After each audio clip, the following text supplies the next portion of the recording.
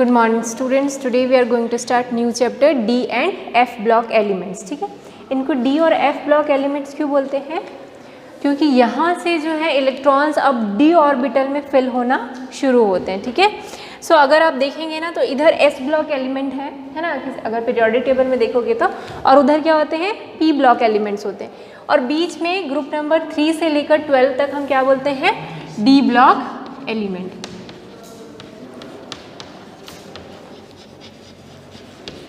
ठीक है, क्यों? क्योंकि यहाँ पर अब इलेक्ट्रॉन कहाँ शुरू हो रहे हैं? डी ब्लॉक में फिल होना शुरू हो रहे हैं। ठीक, इससे पहले तक यहाँ से शुरू होते हैं। और इनको ट्रांजिशन एलिमेंट्स भी बोलते हैं। क्या बोलते हैं इनको?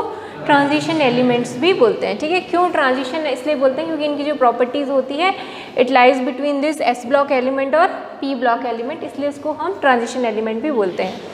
ठीक है, तो ये इसकी 4 सीरीज़ हैं। डी ब्लॉक एलिमेंट की 4 सीरीज़ हैं। इसको फर्स्ट ट्रांजिशन सीरीज़ बोलते हैं, इसको सेकेंड ट्रांजिशन सीरीज़, ये थर्ड और ये फोर्थ ट्रांजिशन सीरीज़ है। ठीक है, यहाँ लेंथेनाइड्स के बाद यहाँ पर ना बीच में शुरू हो जाता है हमारे लेंथेनाइड्स के ग्रुप शुरू हो जाते हैं, और एक्टिनाइड के बाद एक्टिनाइड्स शुरू हो जाते हैं। ठीक है, जिसको हम एफ ब्लॉक एलिमेंट बोलते हैं, जो आपके पीरियोडिक टेबल में अलग से ऐसा लिखा होता है ना। लेंथेनाइड्स यहाँ पर लिखा रहता है और यहाँ पर एक्टिनाइड्स लिखा होता है, तो वो एफ ब्लॉक एलिमेंट्स हैं। ठीक, और यहाँ पर जो है वो क्या है? D block element. तो यहाँ पर जो कुछ जो एलिमेंट्स आपको मिसिंग मिलेंगे, यानी कि एटॉमिक नंबर की कुछ एटॉमिक नंबर के एलिमेंट्स मिसिंग मिलेंगे, वो कहाँ मिलेंगे आपको? लेंथेनाइड्स में। और यहाँ पर जो मिसिंग एलिमेंट्स हैं वो कहाँ मिलेंगे आपको? एक्टिनाइड्स में। ठीक है, इसको सीरीज़ को कम से कम फर्स्ट ट्रांजिशन सीरीज़ और फर्स्ट सेकेंड ट्रांजिशन सीरीज़ याद करना आपको इम्पॉर्टेंट है।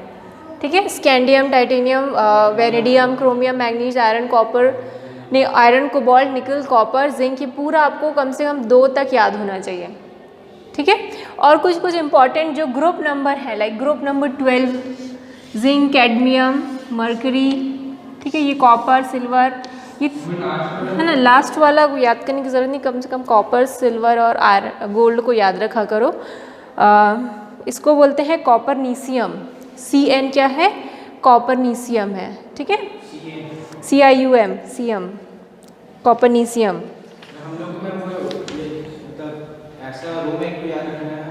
हाँ, कुछ कुछ जो इम्पोर्टेंट रोज कॉलम है, जैसे ग्रुप नंबर 11 और 12 जो है इम्पोर्टेंट कॉलम्स हैं।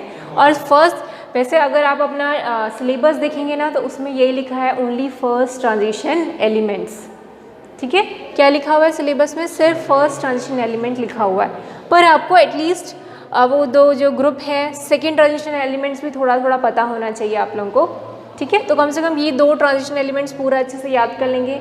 वो ग्रुप नंबर 11, 12 थोड़ा सा अलग है, इसलिए उनको याद कर लेंगे। ठीक है, वैसे ये वाला ग्रुप भी बहुत इंपॉर्टेंट है, निकल, पैलेडियम, प्लेटिनम। अब देखोगे ये तीनों कैसे यूज़ होते हैं? एज अ कैटलिस्ट यूज़ करते हैं हम लोग। कॉपर, सिल्वर, गोल्ड, इन सबको ना क्वाइनेज मेटल्स बोलते हैं, क्योंकि पहले ज़माने में जो क्वाइंस बनते थे वो इन्हीं से बनते थे ना, कॉपर, सिल्वर और गोल्ड के क्वाइंस होते थे। सो ये दे आर क्वाइनेज मेटल्स। ये सब कैटालिटिक मेटल्स हैं, इनका use catalyst, as a catalyst हम लोग करते हैं, तो इम्पॉर्टेंट मेटल्स है। ठीक है, इसलिए बोल रहे हैं इसको याद रखना। स्कैंडियम, हाँ 23 हुआ ना। हाँ, यहाँ पर सोडियम, पोटेशियम के बाद यहाँ पर, हाँ ये 19, 20, दिस इज़ 21 है ना, 20। अच्छा हाँ, दूसरे इनका एटॉमिक नंबर भी याद रखना ज़रूरी। क्यों? क्योंकि इनके इलेक्ट्रॉनिक कॉन्फ़िगरेशन भी पूछे जाते हैं। ठीक है,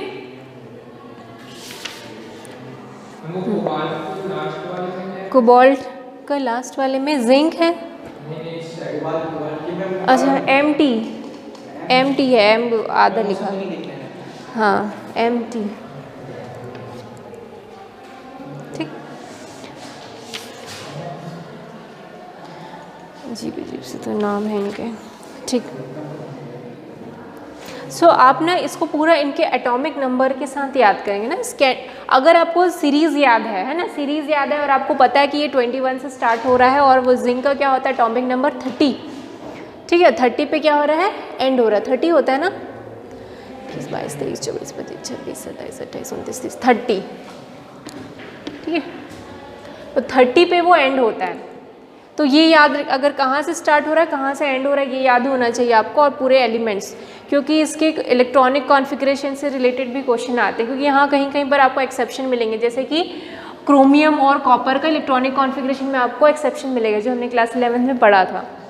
ठीक है, तो इसको 3D सीरीज़ बोलते हैं। इसको क्या बोलते हैं? 3D सीरीज़, इसको बोलते हैं 4D सीरीज़, इसको 5D और इसको 6D। वैसे तो ये कौन सा पीरियड नंबर है? 4th पीरियड है, ये 6th है, ये 7th है और ये 8th पीरियड है, नहीं 7th पीरियड है, सॉरी। ठीक है, 4th 5 6 7th पीरियड है, बट इनको 3D सीरीज़ क्यों बोलते हैं? क्योंकि इसमें इलेक्ट्रॉन्स की फिलिंग कहाँ पर होती है? 3D ऑर्बिटल्स में होती है। इसमें इलेक्ट्रॉन कहाँ फिल होते हैं? 4D ऑर्बिटल में शुरू हो जाते हैं, यहाँ 5D में और यहाँ 6D में, इसलिए इनको 3D सीरीज़, 4D, 5D और 6D सीरीज़ भी बोलते हैं। ठीक, अब इनका अगर आप इलेक्ट्रॉनिक कॉन्फ़िगरेशन देखोगे तो इनका जो जनरल इलेक्ट्रॉनिक कॉन्फ़िगरेशन होता है वो होता है n-1, d 1 to 10 और ns 1 to 2। ठीक है, तो इसमें जो d ऑर्बिटल होते हैं वो इनर शेल का होता है, d ऑर्बिटल है ना, और s ऑर्बिटल जो है वो आउटर शेल का है। n मतलब आउटर शेल और n-1 मतलब इनर शेल। तो जो d ऑर्बिटल है वो इनर शेल का है और s ऑर्बिटल आउटर शेल का है। ठीक है, तो n-1 इसलिए इसको 3D सीरीज क्यों बोला? सपोज ये क्योंकि 4th पीरियड है तो ये 4s होगा, तो ये क्या हो जाएगा हमारा? 3D है ना, और अगर ये 5th पीरियड है तो ये तो 5 होगा, बट ये क्या हो जाएगा? 4D, इसलिए इसका नाम क्या है? 4D series. ठीक है, वैसे ही 5D और 6D।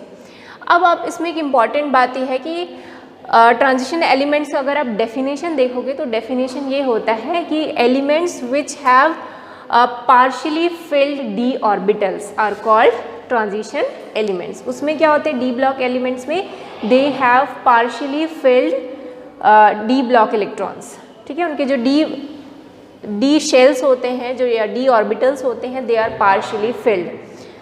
पर आप देखोगे ये जो जिंक, कैडमियम या मरकरी, आप इनका जब इलेक्ट्रॉनिक कॉन्फ़िगरेशन बनाओगे ना तो क्या होता है? जिंक का क्या होगा?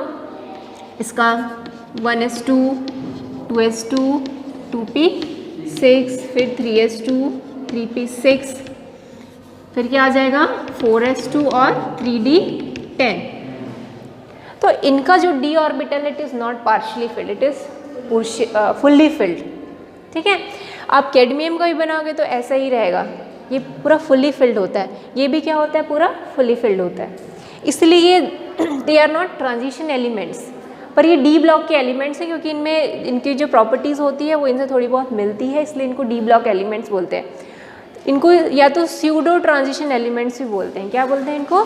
Pseudo transition elements. क्यों? क्योंकि इनके जो डी ऑर्बिटल्स हैं ये क्या है? फुली फिल्ड हैं। आप यहाँ पर भी देखोगे तो ये हो जाएगा 5s और 4d, 5s2 और 4d10 रहेगा। ठीक है, इसका इलेक्ट्रॉनिक कॉन्फ़िगरेशन वैसे इसका 6s2 और 5d10, समझ रहे हैं?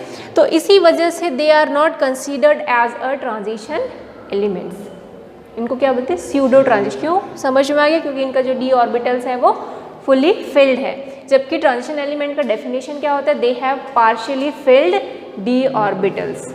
सो यहाँ से यहाँ तक तो पार्शियली फिल्ड रहते हैं, बट यहाँ पर जाके फुली फिल्ड हो जाते हैं। तो कभी कभी क्वेश्चन आता भी है कि why zinc, cadmium and mercury are called pseudo transition element, या why they are not considered as a transition elements. ठीक है, तो उसका रीज़न समझ में आ गया, क्योंकि उनमें फुली फिल्ड डी ऑर्बिटल्स होते हैं। और ट्रांजिशन एलिमेंट का डेफिनेशन क्या होता है? The transition element are those element which have incompletely या पार्शियली फिल्ड डी ऑर्बिटल्स, ठीक है, इन देयर ग्राउंड स्टेट और in any other oxidation state. आप देखो ना, अगर आप जिंक का ऑक्सीडेशन स्टेट भी बनाओगे तो जिंक कैसा बनाता है, कैसा आयन बनाता है? जिंक 2+ बनाता है। सो इलेक्ट्रॉन्स जाते हैं 4s ऑर्बिटल से, ठीक है, 4s ऑर्बिटल से चले जाएंगे तो भी इसका क्या हो जाएगा? पूरा 3d10, 10d तो अभी भी कम्प्लीटली फिल्ड ही रहेगा, है ना। तो चाहे ऑक्सीडेशन स्टेट हो चाहे ग्राउंड स्टेट हो, दोनों ही स्टेट में it has completely field D orbitals. समझ में आ रहा है? इसलिए इनको क्या बोलते हैं? They are not considered as a transition elements. ठीक,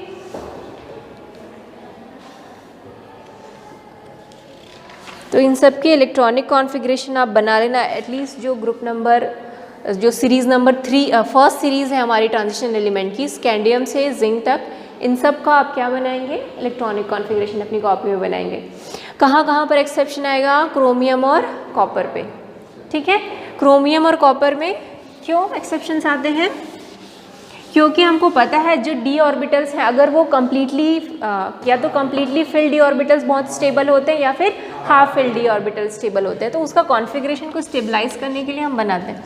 सो क्रोमियम का होता है 24, तो 1s2 2s2 3s2 3p6, तो कितने हो गए टोटल 12, अच्छा 2p6, अच्छा 2p6 तो डाला ही नहीं है, 2p6 3s2 3p6 कितने हो गए, अब किस में जाएगा 4s2 और 3d क्या हो जाएगा हमारा 8, है ना। तो 3d 8 हो 10 18 24 है ना, इसमें पूरा आएगा। तो देखो यहाँ पर 3d 4 आ रहा है, तो इसको स्टेबल करने के लिए क्या होगा, 4s के इलेक्ट्रॉन को हम यहाँ रख देंगे, तो इसका इलेक्ट्रॉनिक कॉन्फ़िगरेशन हो जाएगा 4s1 3d 5, क्योंकि हाफ फिल्ड ऑर्बिटल्स क्या होते हैं, ज़्यादा स्टेबल होते हैं। तो यहाँ पर हम एक एक्सेप्शन डालते हैं, क्योंकि 4s और 3d की एनर्जी ऑलमोस्ट सेम होती है, ठीक है। अच्छा, जो जितने भी ये जो डी ब्लॉक या ट्रांजिशन एलिमेंट है ना, ये कलर्ड होते हैं। आप देखना जिंक का एकदम अच्छा कलर रहता है, जिंक तो जनरली वाइट कलर का होता है, बट कॉपर का आपको कलर मिलता है ना, गोल्ड है, आयरन है, गोल्ड है, आयरन, सबका कुछ ना कुछ कलर होता है। मैंगनीज हो गया, मॉलिब्डेनम हो गया, इसमें मॉलिब्डेनम भी होगा कहीं, एमओ है ना, इन सबका कोई ना कोई कलर होता है। इसका रीज़न ही ये है कि इनके पास क्या होते हैं, हाफ फिल्ड डी ऑर्बिटल होते हैं। तो इलेक्ट्रॉन का क्या होता है, उसमें एक्साइट होकर इलेक्ट्रॉन हायर ऑर्बिटल में चले जाते हैं, फिर वहाँ से एनर्जी रिलीज़ करके फिर नीचे आ जाते हैं। तो वो जो लाइट एमिट करते हैं वो क्या करते हैं, हाँ, इसी वजह से उनमें कलर्स होते हैं, ठीक है। तो उनका कलर का रीज़न भी यही है कि दे हैव हाफ फिल्ड, जबकि इनका ये कलरलेस है, जिंक है, कैडमियम है, मर्करी है, ठीक है। सो इस वजह से उन पे कलर है। उनके जो आयंस हैं या जो उनके जो कंपाउंड्स होते हैं वो क्या होते हैं, कलर्ड होते हैं। इन सब के जो कंपाउंड्स हैं वो कलर्ड कंपाउंड है। जैसे आयरन FeSO4 बनाता है तो हल्का सा ग्रीनिश है ना, सी ग्रीन जैसा होता है, पर अगर वो क्लोराइड बनाता है तो ब्राउन कलर का होता है, FeCl3 ब्राउन कलर का होता है। तो हर एक उसके कंपाउंड का एक अलग अलग कलर है, ठीक। सो लिख लो, what are transition elements. Transition elements are those element which have incompletely filled या फिर और partly filled D orbitals. The transition elements are those elements which have incompletely filled or partly filled d orbitals in their ground state.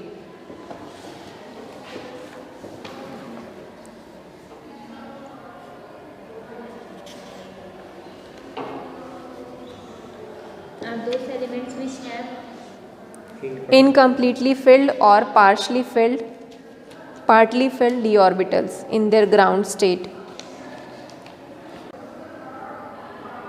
In their ground state or in any one of their oxidation states. Or in any one of their oxidation state.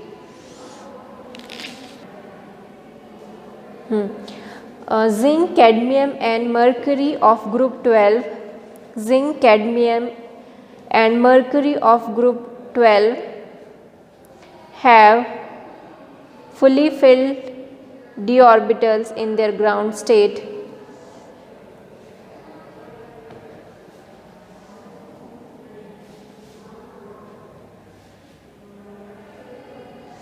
As well as in their common oxidation states. In their common oxidation state.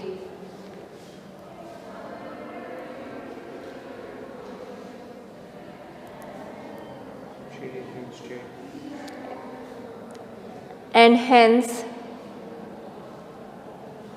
are not regarded as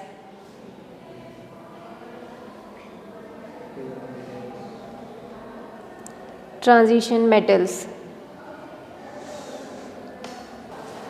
अच्छा, दूसरा है इसमें जितने भी elements हैं they all are metals, pure metals हैं सबके सब, ठीक है। चाहे इवन प्रेशियस मेटल भी हैं, लाइक प्लेटिनम कितना प्रेशियस होता है ना, सिल्वर है, गोल्ड है, तो ये सारे प्रेशियस मेटल हैं। या फिर आयरन हो गया, कॉपर हो गया, ये सब जो बहुत इंडस्ट्रीज़ में इंपॉर्टेंट वाले मेटल्स हैं वो सब इसी ट्रांजिशन एलिमेंट्स में होते हैं, ठीक है। अब हम लोग इसका पढ़ेंगे नेक्स्ट, इनका एटॉमिक साइज़ का क्या ट्रेंड है, ठीक है। अब ट्रेंड में अगर आ जाएं तो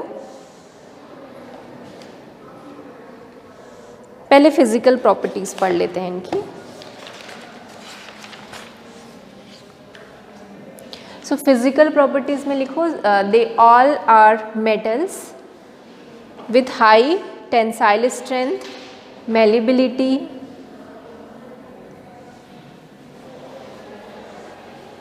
क्या लिखें, they all are metals with high tensile strength, ductility, malleability,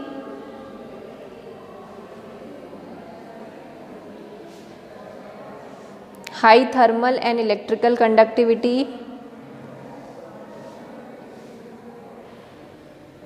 and metallic lustre.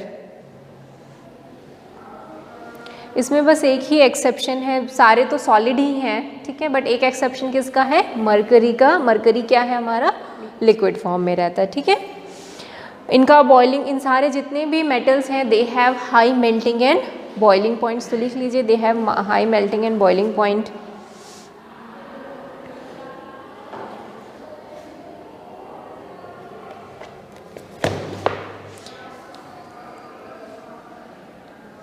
दूसरा है, क्योंकि ये सारे मेटल्स हैं सॉलिड फॉर्म में होते हैं, तो इनका क्या होता है, लेटिस स्ट्रक्चर होता है, ठीक है।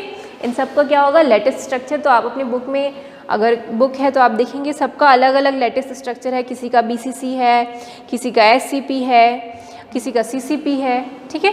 सो अलग अलग लेटिस स्ट्रक्चर होता है, तो इसको लर्न करने की ज़रूरत नहीं है, क्योंकि इसका कोई पर्टिकुलर ट्रेंड नहीं है। जहाँ पर ट्रेंड होता है ना, वहाँ से क्वेश्चन आते हैं। अब पर अगर कुछ भी रैंडम है तो वहाँ से जनरली क्वेश्चन नहीं आते, और क्वेश्चंस आते हैं एक्सेप्शन से। जहाँ पर भी मैंने बोल दिया कि ये एक्सेप्शन है, क्वेश्चन कहाँ से आएंगे, एक्सेप्शन। जो नॉर्मल ट्रेंड चल रहा है वहाँ से क्वेश्चन ज़्यादा नहीं बनते, हमेशा कहाँ से क्वेश्चन बनते हैं, एक्सेप्शन। और जितना भी P ब्लॉक, मतलब जो इनऑर्गेनिक केमिस्ट्री होती है, वहाँ पर बहुत एक्सेप्शंस होते हैं ना। तो आगे इसमें भी हम लोग कई जगह एक्सेप्शंस पढ़ेंगे। अब अगर हम इसके एटॉमिक रेडियस की बात करते हैं, ठीक है। सो एटॉमिक रेडियस, आपको पता है कि पीरियड में जब हम इस तरीके से लेफ़्ट टू राइट जाते हैं तो एटॉमिक साइज़ क्या होता है, क्या डिक्रीज होता है ना। लेफ़्ट टू राइट जब आप जाते हैं तो एटॉमिक साइज़ डिक्रीज होता है।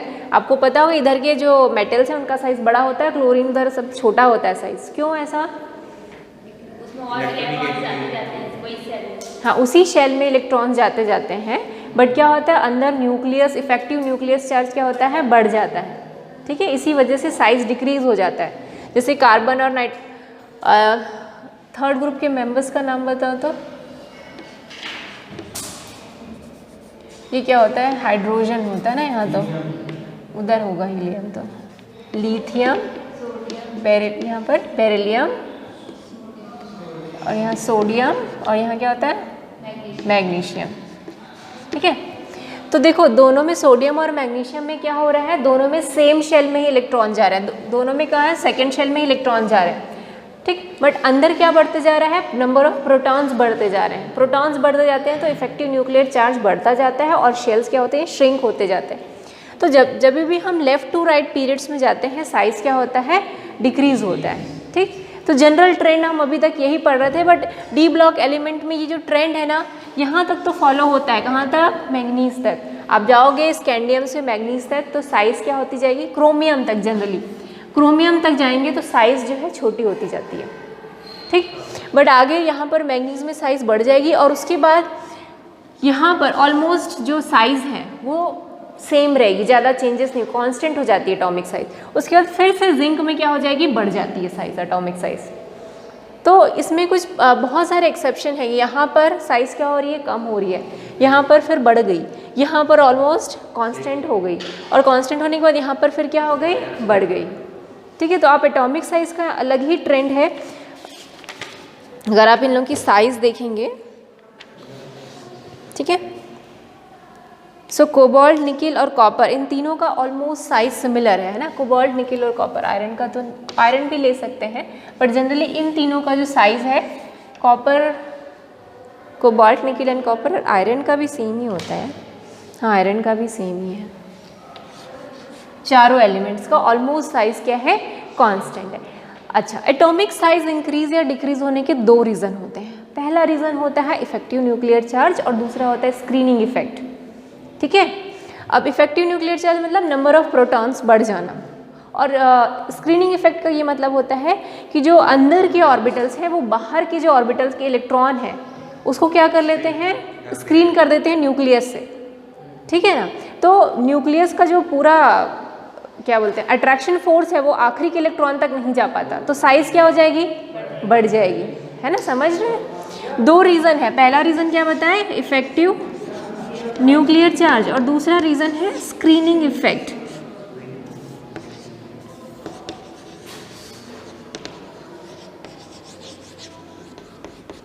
ठीक। तो यहाँ तक 1 to 4 में तो ऐसा होता है, क्योंकि यहाँ पर क्या है, डी ऑर्बिटल का अगर मैं कॉन्फ़िगरेशन देखूँ तो यहाँ पर 3D क्या होगा 1, यहाँ पर 3D 2, यहाँ पर 3D 3, और यहाँ पर क्या हो जाता है क्रोमियम में 3D 5, यहाँ पर भी 3D 5 ही रहता है। ठीक। 4 तो नहीं, हाँ 4 तो होगा नहीं। ठीक।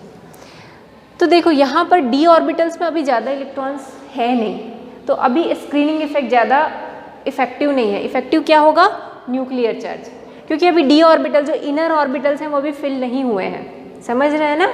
जो डी ऑर्बिटल्स हैं वो अभी फिल नहीं हुए हैं, इसलिए स्क्रीनिंग इफेक्ट से ज़्यादा वो क्या होता है, इफेक्टिव कौन सा होता है, दिस वन, न्यूक्लियर चार्ज वाला। इस वजह से यहाँ तक साइज़ क्या हो रही है, कम हो रही है। ठीक। बट जैसे जैसे इधर जाते जाते हैं हम लोग, डी ऑर्बिटल्स में नंबर ऑफ इलेक्ट्रॉन्स क्या होंगे, बढ़ते जाएंगे। इलेक्ट्रॉन्स बढ़ते जाएंगे तो इफेक्टिव न्यूक्लियर चार्ज क्या हो जाएगा, वो कम होने लगेगा और स्क्रीनिंग इफेक्ट बढ़ने लगेगा। स्क्रीनिंग इफेक्ट बढ़ने लगा तो साइज़ क्या हो गया, बढ़ गया। ठीक है। इसी वजह से साइज़ बढ़ जाता है। पर यहाँ पर इन तीनों के केस में क्या होता है ना, इफेक्टिव न्यूक्लियर जो चार्ज है EFF, वो स्क्रीनिंग इफेक्ट के बराबर होता है यहाँ इन सब केस में। ठीक है। इन सब केस में क्या होता है, effective nuclear charge screening effect almost equal होता है। इसी इक्वल होने की वजह से इन सब की साइज क्या है, इक्वल है। पर जिंक के केस में क्या हो जाता है, जिंक के केस में जो स्क्रीनिंग इफेक्ट है वो बड़ा होता है और जो E है इफेक्टिव न्यूक्लियर चार्ज वो कम होता है। ठीक है। तो स्क्रीनिंग इफेक्ट बढ़ जाने की वजह से जिंक की साइज क्या हो जाती है, बढ़ जाती है। ठीक। तो ये इनका जनरल ट्रेंड है। अगर हम फर्स्ट सीरीज़ की बात करें, क्योंकि हमको फर्स्ट सीरीज़ ही पढ़ना है, तो ये एटॉमिक साइज़ का जनरल ट्रेंड है। आप अपनी बुक में भी देखेंगे तो इसका एक ट्रेंड का आपको ग्राफ मिलेगा। ठीक है। तो ग्राफ भी मैं बता देती हूँ, इसको मैं मिटा रही हूँ।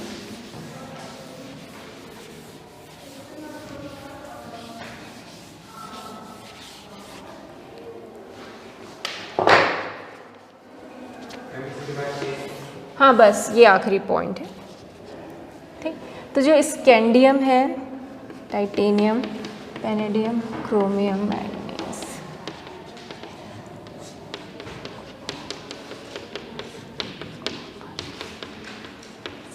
ठीक। तो पहले क्या बोल रहे हैं, स्कैंडियम का साइज टाइटेनियम, क्रोमियम तक क्या हो रहा है, साइज डिक्रीज हो रहा है। ठीक है। उसके बाद फिर मैग्नीज के बाद इस तरीके से क्या हो रहा है, साइज ऑलमोस्ट कांस्टेंट। तो ये कांस्टेंट हो गया और उसके बाद फिर साइज क्या हो जाती है, बढ़ जाती है। ठीक है। तो यहाँ पर ये जो ग्राफ है ये शो कर रहा है, पहले क्या हो रहा है, इंक्रीज हो रहा है, फिर ग्राफ जो है ऑलमोस्ट कांस्टेंट हो गया, और जिंक के बाद क्या हो गया, हमारा एटॉमिक साइज फिर से बढ़ गया। ठीक है। सो यहाँ पर क्या होता है, इफेक्टिव न्यूक्लियर चार्ज जो है वो ज़्यादा होगा as compare to screening effect, और इस केस में क्या होगा, इफेक्टिव न्यूक्लियर चार्ज और स्क्रीनिंग इफेक्ट बराबर होगा, और इसमें स्क्रीनिंग इफेक्ट बड़ा होगा और इफेक्टिव न्यूक्लियर चार्ज कम होगा। इसी वजह से जिंक की साइज बढ़ गई। तो ये 3 पार्ट होते हैं इसमें फर्स्ट सीरीज के ट्रेंड में। ठीक है। अच्छा, दूसरा इसमें जब हम लैंथेनॉइड्स पढ़ेंगे ना तब और पढ़ेंगे कि क्या होता है ना, ये तो फर्स्ट सीरीज़ के हो गए। सेकेंड और जो थर्ड सीरीज़ है हमारे ट्रांजिशन एलिमेंट, उन दोनों की साइज़ सेम होती है, उनमें बहुत ज़्यादा डिफरेंस नहीं होता है। ठीक है। जैसे सेकेंड सीरीज़ के एलिमेंट की मैं बात करूँ, मॉलिब्डेनम और टंगस्टन। सेकेंड सीरीज़ में आता है मॉलिब्डेनम और थर्ड सीरीज़ में आता है टंगस्टन। ये दोनों एक ही ग्रुप के एलिमेंट हैं। तो ऊपर से नीचे आने पर साइज़ क्या होना चाहिए, बढ़ना चाहिए, है ना। जब हम ग्रिप में ऊपर से नीचे आते हैं तो साइज़ बढ़ता है, क्यों, क्योंकि नंबर ऑफ शेल्स बढ़ते हैं, है ना। पर मॉलिब्डेनम और टंगस्टन की साइज़ ना सेम होती है, ठीक है। मॉलिब्डेनम जो है सेकेंड ट्रांजिशन सीरीज़ है और टंगस्टन थर्ड ट्रांजिशन सीरीज़ है, पर यहाँ पर साइज़ सेम होती है। इसका रीज़न क्या है, यहाँ पर एक लेंथेनॉइड्स कॉन्ट्रैक्शन आता है, जिसको हम लेंथेनॉइड जब पढ़ेंगे तब बताएंगे, ठीक। लेंथेनाइड ओमिट नहीं हुआ, एक्टिनॉइड्स ओमिट हुआ है। सो लेंथेनाइड कॉन्ट्रैक्शन अगेन बहुत इंपॉर्टेंट क्वेश्चन है, वहाँ से क्वेश्चंस आते हैं उस टॉपिक से, ठीक। तो उसको हम बाद में पढ़ेंगे। फिर अब अगली क्लास में हम लोग जो ट्रेंड है वो आयनाइजेशन एंथैल्पी का जो ट्रेंड है, ऑक्सीडेशन स्टेट का जो ट्रेंड है उसको कंप्लीट करेंगे, ठीक। थोड़ा सा बोरिंग है, I can understand. Okay, thank you.